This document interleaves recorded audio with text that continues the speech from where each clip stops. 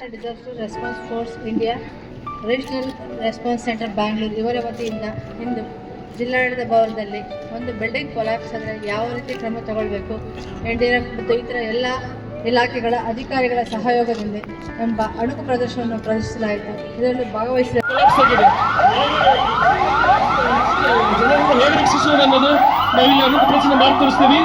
ಅಣುಕು ಪ್ರದರ್ಶನ ಮಾಡೋ ಉದ್ದೇಶ ಏನೆಂದರೆ ಯಾವಾಗ ವಿಪತ್ತು ಬಂದಾಗ ನಾವು ಹೇಗೆ ನಾವು ರಕ್ಷಿಸಬೇಕು ಅನ್ನೋದನ್ನು ಪೂರ್ವಭಾವಿ ಅಭ್ಯಾಸನ ಮಾಡ್ತಿದ್ದೇವೆ. ಈಗ ಪೂರ್ವಭಾವಿ ಅಭ್ಯಾಸನ ಮಾಡ್ತಾ ಇದ್ದೇವೆ. ನೋಡಿ ಯಾವ ಥರ ಫಸ್ಟ್ ಅವಘಡದ ನಂತರ ಫೈರ್ ಅವರು ಮತ್ತು ಲೋಕಲ್ ಏಜೆನ್ಸಿ ಫೈರ್ ಹಾಗೂ ಲೋಕಲ್ ಏಜೆನ್ಸಿ ಬಂದು ಸ್ಥಳೀಯ ಜನರು ಸ್ಥಳೀಯ ಏಜೆನ್ಸಿ ಬಂದು ಫಸ್ಟ್ ಬೆಂಕಿಯನ್ನು ಆರಿಸುತ್ತಾರೆ. ಬೆಂಕಿಯನ್ನು ಆರಿಸಿ ನಂತರ ಅವರು ಕಾರ್ಯಾಚರಣೆ ನಡೆಸಿ ವಿಕ್ಟಿಮ್ಗಳನ್ನು ಒಳಗಿಸಿದಂಥ ಜನರನ್ನು ಹೇಗೆ ಯಾವ ಥರ ರಕ್ಷಿಸುತ್ತಾರೆ ನೋಡಿ. ಇದನ್ನು ಮಾಡುವ ಉದ್ದೇಶ ಏನೆಂದರೆ ವಿಪತ್ತು ಬಂದಾಗ ಯಾವಾಗ ನಾವು ಏನು ಲೋಕಲ್ ಏಜೆನ್ಸಿ ಕೆಲಸ ಏನು, DC ಆಫೀಸರ್ ಕೆಲಸ ಏನು ಮತ್ತು ಮೆಡಿಕಲ್ ಡಿಪಾರ್ಟ್ಮೆಂಟ್ ಕೆಲಸ ಏನು, ಇದೆಲ್ಲ ನಮಗೆ ಅಭ್ಯಾಸ ಆಗಲ್ಲ ಅಂತ ಹೇಳಿ ಅಂದರೆ ಯಾವ ಇಕ್ವಿಪ್ಮೆಂಟನ್ನು ನಾವು ಹೇಗೆ ಮಾಡ್ಬೋದು, ನಮ್ಮ ರೆಸ್ಪಾನ್ಸ್ ಟೈಮ್ ಹೇಗಿದೆ, ನಮ್ಮ ಪ್ರಿಪೇರ್ ಸಿಸ್ಟಮ್ ಹೇಗಿದೆ ನೋಡಿ. ಈಗ ಫೈರ್ ರಕ್ಷಕರು ಅಂಬುಲೆನ್ಸ್ ಹ್ಯಾಂಡ್ ಓವರ್ ಮಾಡ್ತಾರೆ ಇರ್ತಾರೆ ನೋಡಿ. ರಕ್ಷಣೆ ಯಾವ ರೀತಿ ಮಾಡ್ತಾರೆ ಅಂತ ಯಾಕಂದ್ರೆ ಇದೆಲ್ಲ ಎಮರ್ಜೆನ್ಸಿಗಳಲ್ಲಿ ಇಲ್ಲಿ ಭಯ ಪಡಬಾರ್ದು, ಗಾಬಿ ಆಗ್ಬಾರ್ದು. ಆ ರೀತಿ ಇದನ್ನ ನಾವು ಪ್ರಾಕ್ಟೀಸ್ ಮಾಡ್ತಾ ಇದ್ದೇವೆ. ಆಕ್ಚುಲಿ ಅವಾಗ ಯಾವ ತರ ಆಗುತ್ತೆ ಅಂತ ಹೇಳಿ ನಾವು ಅದನ್ನ ಈಗ ಸಮಯವನ್ನು ಕಡೆ ಯಾವ ತರ ರೀತಿ ರೆಸ್ಪಾನ್ಸ್ ಮಾಡೋ ಕೆಲಸವೇನು ಅಕಸ್ಮಾತ್ ಜನರನ್ನು ಎಲ್ಲಿಗೂ ಯಾವ ಹಾಸ್ಪಿಟಲ್ ಶಿಫ್ಟ್ ಮಾಡಬೇಕು, ಕರೆಂಟ್ ಲೈನ್ ಎಲ್ಲ ಕಟ್ ಮಾಡಿ ಇನ್ಸಿಡೆಂಟ್ ಪ್ಲೇನ್ ಕ್ಲಿಯರ್ ಮಾಡ್ತಾರೆ. ಯಾಕಂದ್ರೆ ಬಂದ ತಕ್ಷಣ ಯಾವುದೇ ಅನಾಹುತ ಆಗಬಾರ್ದು ಅಂತೇಳಿ ಫಸ್ಟ್ ಟೀಮ್ ಬಂದು ಯುಟಿಲಿಟಿ ಕಟಪ್ ತಂದು ಫುಲ್ ಇನ್ಸಿಡೆಂಟ್ ಏರಿಯಾನ ಫುಲ್ ಕ್ಲಿಯರ್ ಮಾಡ್ತಾರೆ. ಕ್ಲಿಯರ್ ಮಾಡಿದ ನಂತರ ಅವರು ಸೇಫ್ಟಿ ಆಫೀಸರ್ಗೆ ರಿಪೋರ್ಟ್ ಮಾಡ್ತಾರೆ. ಇದಕ್ಕಿಂತ ಮುಂಚೆ ಸೇಫ್ಟಿ ಆಫೀಸರ್ ಅವ್ರ ಫುಲ್ ಟೀಮ್ಗೆ ಬ್ರೀಫ್ ಮಾಡಿರ್ತಾರೆ. LCS ಮುಖಾಂತರ ಲುಕ್ಔಟ್ ಅವ್ರ ಕಮ್ಯುನಿಕೇಶನ್ ಅವ್ರ ಸೇಫ್ಗಿಂತ ಮುಂಚೆ ಅವ್ರಿಗೆ ಪರ್ಸನಲ್ PP ಅಂದ್ರೆ ಪರ್ಸನಲ್ ಸೇಫ್ಟಿ, ಟೀಮ್ ಸೇಫ್ಟಿ, ವಿಕ್ಟಿಮ್ಗಳ ಸೇಫ್ಟಿ ಮತ್ತು ಇಂಥ ಜನರ ಸೇಫ್ಟಿ ಅನ್ನೋದು ಸೇಫ್ಟಿ ಬಗ್ಗೆ ಅವ್ರಿಗೆ ಫುಲ್ ಬ್ರೀಫ್ ಮಾಡಿರ್ತಾರೆ. ಪ್ರತಿಯೊಬ್ಬರು ಸೇಫ್ಟಿನೂ ಮುಖ್ಯ ಇದರಲ್ಲಿ. ಅದಕ್ಕೆ ನಂತರ ಈಗ ಯುಟಿಲಿಟಿ ಟೀಮ್ ಸೇಫ್ಟಿ ಆಫೀಸರ್ಗೆ ರಿಪೋರ್ಟ್ ಮಾಡ್ತು ಇನ್ಸಿಡೆಂಟ್ ಪ್ಲೇಸ್ ಎಲ್ಲ ಕ್ಲಿಯರ್ ಇದೆ ಅಂತ ಹೇಳಿ. ನಂತರ ಬರುತ್ತೆ ಸರ್ಚಿಂಗ್ ಟೀಮ್. ಫಿಸಿಕಲಿ ಆಗಿ ಸರ್ಚ್ ಮಾಡ್ತಾರೆ. ಫಸ್ಟ್ ಸರ್ಚಿಂಗ್ ಟೀಮ್ ಬರ್ತಾ ಇದೆ. ಫಿಸಿಕಲಿ ಆಗಿ ಲೈನ್ ಸರ್ಚ್ ಅಂತ ಹೇಳ್ತೀವಿ. ಅವರು ಕೈಯಲ್ಲಿ ಸುತ್ತಿಗೆಯನ್ನು ಹಿಡ್ಕೊಂಡು ಪ್ರತಿಯೊಂದು ಕೊಲಾಪ್ಸ್ ಇದೆ ಅಂತ ಇಟ್ಕೊಳ್ಳಿ ಬಿಲ್ಡಿಂಗ್, ಪ್ರತಿಯೊಂದು ಸ್ಲ್ಯಾಬ್, ಗೋಡೆ ಇವನ್ನೆಲ್ಲ ಬಡಿದು ಹೋಗ್ತಾರೆ. ಯಾಕಂದ್ರೆ ವೈಟ್ ಫೇಸ್ ಇದ್ರೆ ಅಲ್ಲಿ ವಿಕ್ಟಿಮ್ ಇದ್ರೆ ಗೊತ್ತಾಗುತ್ತೆ. ಫಸ್ಟ್ ಅವರು ಲೈನ್ ಸರ್ಚ್ ಮಾಡ್ಕೊಂಡು ಹೋಗ್ತಾರೆ ಪ್ರತಿಯೊಂದು ಸ್ಥಳ ಬಡದ ಹಾಗೆ. ನೋಡಿ ಈ ರೀತಿ ಸುತ್ತಿಗೆಯಿಂದ ಅವರು ಬಡಿಯುವಂತ ವೈಟ್ ಫೇಸ್ ಚೆಕ್ ಮಾಡ್ತಾ ಹೋಗ್ತಾರೆ.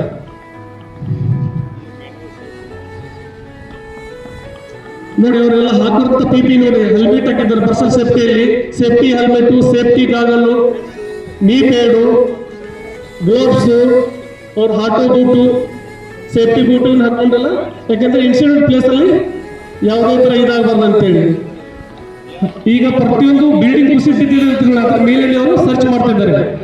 ಯಾವಾಗ ಅವ್ರಿಗೆ ವಿಕ್ಟಿಮ್ ಮೊದಲು ಹೊರಗಡೆ ಬರೆಯಿರ್ತಕ್ಕಂಥ ವ್ಯಕ್ತಿಮ್ ಸಿಕ್ಕರೆ ಅವ್ರನ್ನ ಫಸ್ಟ್ ರೆಸ್ಕ್ಯೂ ಮಾಡ್ತಾರೆ.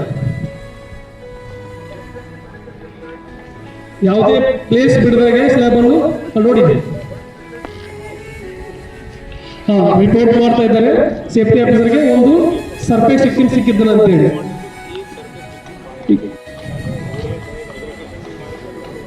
ನಂತರ ಏನಾಗುತ್ತೆ ಇವ್ಯಾಕ್ಯುಯೇಷನ್ ಟೀಮ್ ಬರುತ್ತೆ.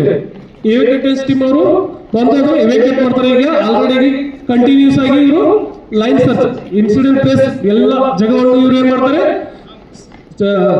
ಸರ್ಚ್ ಮಾಡ್ತಾನೆ ಇರ್ತಾರೆ. ಈಗ ನಮ್ಮ ಇವ್ಯಾಕ್ಯುಯೇಷನ್ ಟೀಮ್ ಬರ್ತಾ ಇದೆ. ಇವ್ಯಾಕ್ಯುಯೇಷನ್ ಟೀಮ್ ಬಂದು ಇನ್ಸಿಡೆಂಟ್ ಪ್ಲೇಸಿನ 4 ಕೋಣೆಗಳಿಗೆ ಹೋಗಿ ಎಲ್ಲಿ ಸರ್ಚ್ ಮಾಡುತ್ತೆ. ಪ್ರತಿಯೊಬ್ಬರ ಕೈಯಲ್ಲಿ ಗ್ರಾಫು ಇರುತ್ತೆ. ಅವ್ರ ಕಮಾಂಡರು ಯಾವ ಸೌಂಡ್ ಯಾವ ಕಡೆ ಬರುತ್ತಲ್ಲ ಆ ಕಡೆ ಅದನ್ನ ಮಾರ್ಕ್ ಮಾಡಿ ಗ್ರಾಫ್ ಅಲ್ಲಿ, ನಂತರ ಸೇಫ್ಟಿ ಕಮಾಂಡರ್ ಹತ್ರ ಹೋಗಿ ಅದನ್ನ ಮಾರ್ಕ್ ಮಾಡಿ ನಂತರ ಬೇರೆ ಸರ್ಚ್ಗೆ ಪ್ಲಾನ್ ಮಾಡ್ತಾರೆ. ನೋಡಿ ಫಸ್ಟ್ ಎಕ್ಸರ್ಸೈಜ್ ಮಾಡ್ತಾ ಇದ್ದಾರೆ.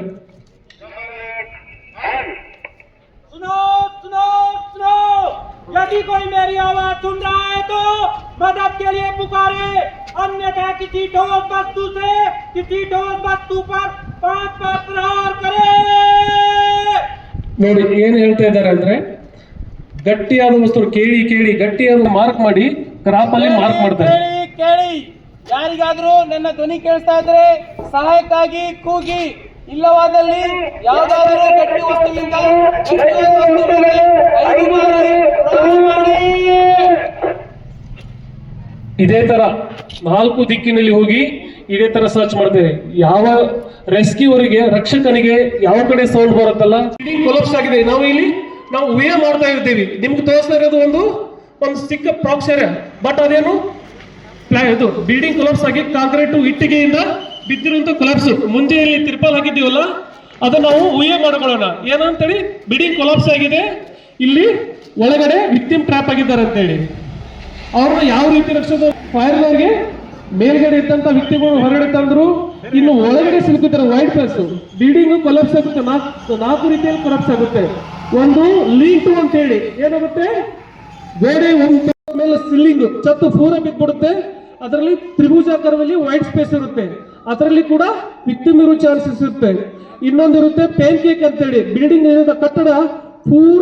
ಇನ್ನೊಂದಿರುತ್ತೆ ವಿ ಸೇಪ್ ಅಂತೇಳಿ, 2 ಗೋಡೆಗಳು ಇರುತ್ತೆ, ಮಧ್ಯೆ ಸಿಲ್ಲಿಂಗ್ ಬಿದ್ದಿರುತ್ತೆ, ವಿ ಸೇಪ್ ಅಲ್ಲಿ ಇರುತ್ತೆ. ಅದರಲ್ಲಿ 2 ಸಲ ವಿಕ್ಟಿಮ್ ಇರೋ ಚಾನ್ಸಸ್ ಇರುತ್ತೆ. ಇವಾಗ ಅಲ್ಲಿ ಸಿಲುಕಿರುವಂತ ವಿಕ್ಟಿಮ್ಗಳನ್ನು ಯಾವ ರೀತಿ ನಾವು ರಕ್ಷಣೆ ಮಾಡ್ತೀವಿ ನೋಡಿ. ಈಗ ಇನ್ಸಿಡೆಂಟ್ ಪ್ಲೇಸಿಗೆ NDRF ತಂಡ ಆಗಮಿಸ್ತಾ ಇದೆ. ಯಾವ ರೀತಿ ಕೆಲಸ ಮಾಡುತ್ತೆ ನೋಡಿ. ಫಸ್ಟ್ ಟೀಮ್ ಇಳಿದು ಬರುತ್ತೆ, ಟೀಮ್ ಇಳಿದು ಬಂದು ನಂತರ ಇಲ್ಲಿ ಇನ್ಸಿಡೆಂಟ್ ಕಮಾಂಡ್ ಪೋಸ್ಟ್ ಇದೆ, ಕಮಾಂಡ್ ಪೋಸ್ಟ್ಗೆ ಬಂದು ಇಲ್ಲಿ ಇನ್ಸಿಡೆಂಟ್ ಕಮಾಂಡರ್ ಇರ್ತಾರೆ, ಅವ್ರಿಗೆ ಮಾಡ್ತಾ ಇದ್ದಾರೆ ಮತ್ತು ಆಂಬುಲೆನ್ಸ್ ಹಾಸ್ಪಿಟಲ್ ಶಿಫ್ಟ್ ಮಾಡ್ತಾ ಇದ್ದಾರೆ. ನಂತರ ಏನ್ ಮಾಡ್ತಾ ಇದ್ದಾರೆ,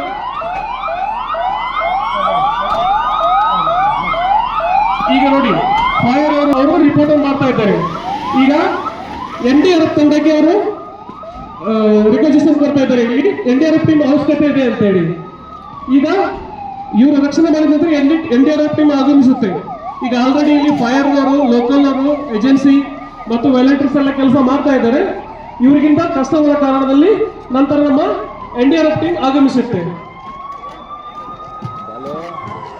ಈ ಸಮಯದಲ್ಲಿ ನೋಡಿ ಯಾವ ಹಾಸ್ಪಿಟಲ್ ಯಾವ ತರ ಹೋಗ್ತಾ ಇದ್ದಾರೆ ನೋಡಿ, ಫೈರ್ನರ್ ಯಾವ ರೀತಿ ಕೆಲಸ ಮಾಡ್ತಿದ್ದಾರೆ ಅಂತ ಹೇಳಿ. ಈ ಪೂರ್ವ ಅಭ್ಯಾಸ ಮಾಡೋದು ಮುಖ್ಯ ಉದ್ದೇಶ ಇದೆ.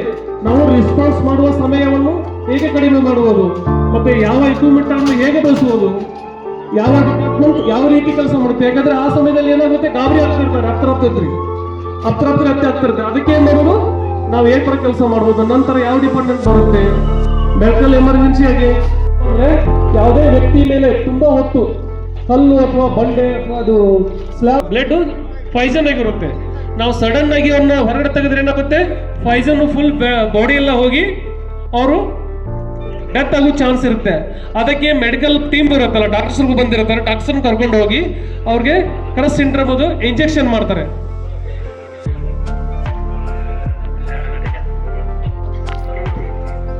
ನಂತರ ವಿಕ್ಟಿಮ್ ನಂತರ ಒಳಗಡೆ ಹೋಗಿ ಅವ್ರಿಗೆ ಏನ್ ಫಸ್ಟ್ ಏಡ್ ಅವಶ್ಯಕತೆ ಇರಲ್ಲ, ಬ್ಲೀಡಿಂಗ್ ಇದ್ರೆ ಬ್ಲೀಡಿಂಗ್ ಕಂಟ್ರೋಲ್ ಮಾಡಿ, ಆಕ್ಸಿಜನ್ ಅವಶ್ಯಕತೆ ಇದ್ರೆ ಆಕ್ಸಿಜನ್ ಅಪ್ಲೈ ಮಾಡಿ, ಇಲ್ಲ ಅಂದ್ರೆ ಸರ್ವೈಕಲ್ ಏನಾದ್ರು ಪೆಟ್ಟು ಬಿದ್ದಿದ್ರೆ ಅಲ್ಲಿ ಸರ್ವೈಕಲರ್ ಅಪ್ಲೈ ಮಾಡಿ ಅವರನ್ನ ನಿಧಾನವಾಗಿ ಇಕ್ವಿಪ್ಮೆಂಟ್ಗಳನ್ನು ಯೂಸ್ ಮಾಡಿಕೊಂಡು ಬಂಡೆಯನ್ನು ಬಿದ್ದಿರೋ ಗೋಡೆಯನ್ನು ಮೇಲೆತ್ತಿ ನಂತರ ಅವರನ್ನ ಸ್ಟ್ರೆಚರ್ ಸ್ಟೇಬಲ್ ಮಾಡಿಕೊಂಡು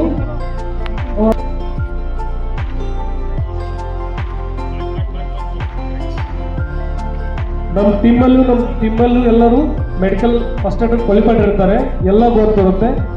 ಇಂಥ ಇನ್ಸಿಡೆಂಟ್ ಆದಾಗ ನಮ್ಮ ಮೆಡಿಕಲ್ ಡಿಪಾರ್ಟ್ಮೆಂಟ್ ಇಲ್ಲೇ ಇರುತ್ತೆ, ಅವ್ರ ಸಹಾಯನೂ ಕೂಡ ತಗೊಂಡು ವಿಕ್ಟಿಮ್ ಅನ್ನ ಸ್ಟೆಬಿಲೈಸ್ ಮಾಡ್ತಾರೆ. ಅವ್ರಿಗೆ ಏನು ಅವಶ್ಯಕತೆ, ಏನು ಪ್ರಾಬ್ಲಮ್ ಆಗಿದೆ, ಫ್ರಾಕ್ಚರ್ ಆಗಿದ್ರೆ ಅವ್ರನ್ನ ಅಲ್ಲೇ ಸ್ಟೇಬಲ್ ಮಾಡ್ತಾರೆ. ನಮ್ಮ ಟೀಮ್ ಹತ್ರ ಎಲ್ಲ ಇದಿರುತ್ತೆ, ಎಲ್ಲ ಇಕ್ವಿಪ್ಮೆಂಟ್ ಇರುತ್ತೆ ಮೆಡಿಕಲ್ ಸಂಬಂಧಪಟ್ಟಂಗೆ.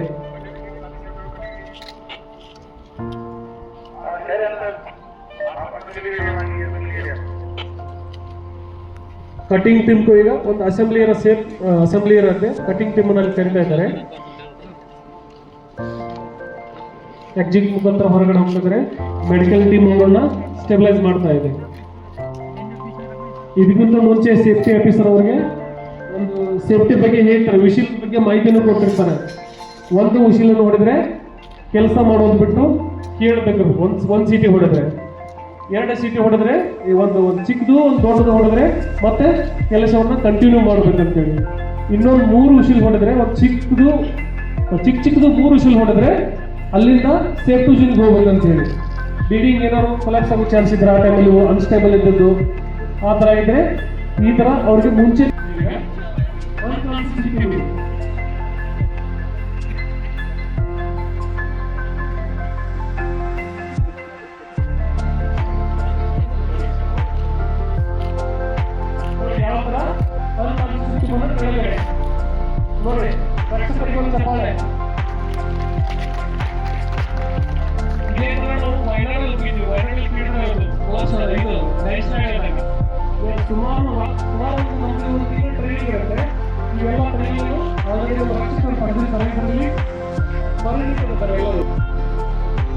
ಈಗ ನೋಡಿ ವಿಕ್ಟಿಮ್ ಸ್ಟೆಬಿಲೈಸ್ ಮಾಡ್ತಾ ಇದ್ದಾರೆ. ಅವ್ರಿಗೆ ಪ್ರಾಬ್ಲಮ್ ಇರ್ಬೋದು, ಆಕ್ಸಿಜನ್ ಕೊರತೆ ಇರ್ಬೋದು, ಆಕ್ಸಿಜನ್ ಅಪ್ಲೈ ಮಾಡ್ತಾ ಇದ್ದಾರೆ. ಆಲ್ಮೋಸ್ಟ್ ಆಗಿ ಈ ಬ್ಲೀಡಿಂಗ್ ಕೊಲಾಪ್ಸ್ ಇಂದ ಬರೋದೇನಂದ್ರೆ ಕ್ರಶ್ ಸಿಂಡ್ರೋಮ್ ಪ್ರಾಬ್ಲಮ್. ಅವ್ರ ಮೇಲೆ ಯಾವುದಾದ್ರು ಭಾರವಾದ ವಸ್ತು ಇದ್ದಾಗ ಅದು ತುಂಬ ಹೊತ್ತ ಆಯ್ತಂದ್ರೆ ಅವರು ಟಿಶ್ಯೂಸು ಸೆಲ್ಸ್ ಡ್ಯಾಮೇಜ್ ಆಗಿ ಪಾಯ್ಸನ್ ಆಗೋ ಚಾನ್ಸಸ್ ಇರುತ್ತೆ. ಅದಕ್ಕೆ ಸಡನ್ ಆಗಿ ಅದನ್ನ ಪೇಷಂಟ್ ವಿಕ್ಟಿಮನ್ನು ಹೊರಗೆ ತೆಗೆಯೋ ಅವಶ್ಯಕತೆ ಇಲ್ಲ. ಅವ್ರಿಗೆ ಡಾಕ್ಟರ್ ಕಡೆಯಿಂದ ಇಂಜೆಕ್ಷನ್ ಕೊಟ್ಟು ನೋಡಿ ಈಗ ವಿಕ್ಟಿಮಿಗೆ ಆಕ್ಸಿಜನ್ ಸಪ್ಲೈ ಮಾಡಿ ಅವ್ರಿಗೆ ಎಲ್ಲ ಫಸ್ಟ್ ಏಡ್ ಕೊಟ್ಟು ಹೊರಗಡೆ ತೆಗೆದ್ರು. ಅವ್ರಿಗೆಲ್ಲ ಪೇಷಂಟ್ ಏನು ಹಿಸ್ಟ್ರಿ ಇರ್ತಲ್ಲ ಅದನ್ನೆಲ್ಲ ನಮ್ಮ ಟೀಮ್ನವ್ರು ನೋಟ್ ಮಾಡ್ಕೊಂಡಿರ್ತಾರೆ. ಅವ್ರ ಮೆಟಲ್ ಸೈನು ಯಾಕೋ ಮೆಡಿಕಲ್ ಟೀಮ್ ನೋಡಿ ತೆಗಿತು ಒಂದು ಚಪ್ಪಾಳೆ ಹೊಡ್ರಿ ಟೀಮ್ ವ್ಯಕ್ತಿನ ಹೆಂಗಿದ್ರು ಅಂತೇಳಿ. ಸೈನಿಂಗ್ ಪೆನ್ ಅಂತ ಒಂದು ತ್ರಿಕೋನಾಕಾರದಲ್ಲಿ ಕಟ್ ಮಾಡ್ತಾರೆ. ಅವ್ರ ಹತ್ರ ಸ್ಪೈನಿಂಗ್ ಕೋರ್ ಇರುತ್ತೆ.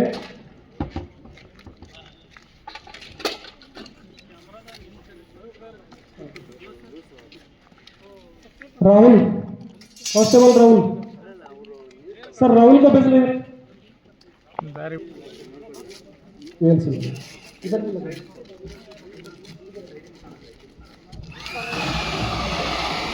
ಈ ಕಟಿಂಗ್ ಮಾಡ್ತಾರಲ್ಲಿ. ಕಟಿಂಗ್ ಮಾಡೋದು ಮೇನ್ ಉದ್ದೇಶ ಏನಂದ್ರೆ ಇಲ್ಲಿ ತೋರಿಸ್ತಾ ಇದ್ವಿ ಅದನ್ನ 85 ಎಂಗಲ್ ಫಸ್ಟ್ ಇನ್ಸ್ಪೆಕ್ಷನ್ ಹೋಲ್ ಮುಖಾಂತರ ಹೋಲ್ ಮಾಡ್ತಾ ಇದ್ದಾರೆ. ಇನ್ಸ್ಪೆಕ್ಷನ್ ಹೋಲ್ ಮೇಕರ್ ಇದೆ, ಹೋಲ್ ಮೇಕರ್ ಇಂದ ಹೋಲ್ ಮಾಡಿ ಒಳಗಡೆ ವಿಕ್ಟಿಮ್ ಅಲ್ಲಿ ಅಪ್ರೋಚ್ ಮಾಡಕ್ಕಲ್ಲ, ಅದಕ್ಕೆ ಹೋಲ್ ಮಾಡಿ ನಂತರ ಏನ್ ಮಾಡ್ತೀವಿ ಅವ್ರು ಹೋಲ್ ಮಾಡಿ ನೋಡಿ ಅಲ್ಲಿ ಒಳಗಡೆ ಟೆಕ್ನಿಕಲ್ ಜರೂರತ್ ಇದೆ, ಟೆಕ್ನಿಕಲ್ ಟೀಮ್ ಟೆಕ್ ಟೀಮ್ ಅಲ್ಲಿ ನಮ್ಮ ಹತ್ರ VLC ಅಂತ ಇದೆ, ವಿಕ್ಟಿಮ್ ಲೊಕೇಟಿಂಗ್ ಕ್ಯಾಮ್ರಾ ಅಂತ ಇದೆ. ಇನ್ಸ್ಪೆಕ್ಷನ್ ಹೋಲ್ ಮುಖಾಂತರ ಹೋಲ್ ಮಾಡಿ ಆ ಕ್ಯಾಮ್ರಾವನ್ನು ಒಳಗಡೆ ಬಿಟ್ಟು ನಾವು ನೋಡ್ತಾ ಇರ್ತೀವಿ. ಅಲ್ಲಿ ಅವರು VLC ಅಲ್ಲಿ ರೆಸ್ಕ್ಯೂರ್ ಕೈಲೇ ಕಾಣುತ್ತೆ ಒಳಗಡೆ ಏನ್ ಇರುತ್ತೆ. ಅದು ಕ್ಯಾಮ್ರಾ ಇದೆಯಲ್ಲ VLC ಕ್ಯಾಮ್ರಾ ಹಾರಿಜೆಂಟಲ್ ಆಗಿ 360 ಡಿಗ್ರಿನೂ ಒಳಗಡೆ ತಿರುಗುತ್ತೆ ಕ್ಯಾಮ್ರಾ. ಅದು 360 ಡಿಗ್ರಿ ಮತ್ತು ವರ್ಟಿಕಲ್ ಆಗಿ 280 ಕೆಳಗೆ ಮೇಲೆ 280 ಡಿಗ್ರಿನೂ ಕ್ಯಾಮ್ರಾ ಕೆಲಸ ಮಾಡುತ್ತೆ. ಹೀಗಾಗಿ ಒಳಗಡೆ ಯಾವುದೇ ಡಿಗ್ರಿಯಲ್ಲಿ ವಿಕ್ಟಿಮ್ ಇದ್ರು ವಿಕ್ಟಿಮ್ ಕಾಣಿಸುತ್ತೆ. VLC ಅನ್ನು ಬಿಟ್ಟು ವಿಕ್ಟಿಮ್ ಸಿಚುಯೇಷನ್ ಹೇಗಿದೆ, ಯಾವ ತರ ಇದೆ, ಅವ್ರು ಎಲ್ಲಿ ನಾವು ಕಟಿಂಗ್ ಮಾಡ್ಬೇಕನ್ನೋದನ್ನು ನಿರ್ಣಯ ಮಾಡ್ತಾರೆ.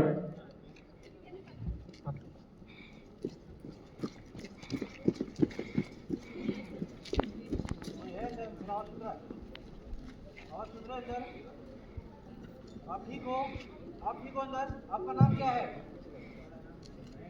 महेश। आपका एज कितना है? आप कंडीशन कैसी है आपकी? कुछ पेन भी दबा है आपका?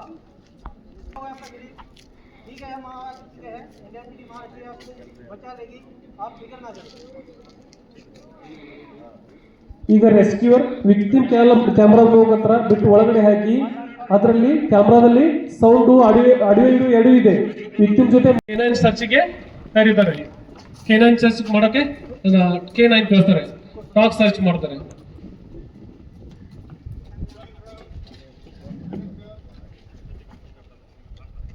ಪ್ರತಿಯೊಬ್ಬರ ಟೀಮ್ ಸರ್ಚ್ ಕಮಾಂಡರು ಪ್ರತಿಯೊಬ್ಬರ ಗ್ರಾಫ್ ಪೇಪರ್ ಇದೆಲ್ಲ ಅದನ್ನ ಕಲೆಕ್ಟ್ ಮಾಡ್ಕೋತಾರೆ. ಕಲೆಕ್ಟ್ ಮಾಡ್ಕೊಂಡು ಅದನ್ನು 4 ಗ್ರಾಫ್ ಸೇರಿಸಿ ಒಂದು ಮಾರ್ಕಿಂಗ್ ಮಾಡ್ತಾರೆ. ಯಾಕಂದ್ರೆ ಈ ತರ ಕೊಲಾಪ್ಸ್ ಆದಾಗ ಇದೇ ಟೀಮು, ಇದೇ ಸರ್ ಮುಖ್ಯಸ್ಥರು DC ಸರ್ ಅದು ಬಾಬಾಸಿಪಾಳ್ಯದಲ್ಲಿ ಒಂದು ಇನ್ಸಿಡೆಂಟ್ ಆಗಿತ್ತು ಬೆಂಗಳೂರಲ್ಲಿ. ಅದರಲ್ಲಿ ಸುಮಾರು ಜನ ಸರ್ಚ್ ಮಾಡ್ತಾರೆ.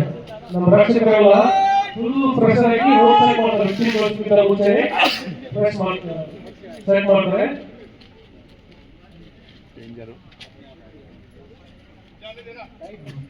ನೀವು ಹಾಕೋದಿಲ್ಲ, ಫುಲ್ ಹಾರ್ನೆಸ್ ಮುಖಾಂತರ ಬರ್ತಾರೆ ಚಪ್ಪಾಳೆ. ಇವ್ರ ಜೊತೆಗೆ ನಾವು ಕ್ಲೈಂಬಿಂಗ್ ಹಾಕೊಂಡು ಇಷ್ಟು ಕೂಡ ಚಿಕ್ಕ ಮಕ್ಕಳನ್ನ ಹಚ್ಕೊಂಡು ಬರ್ತಾರೆ.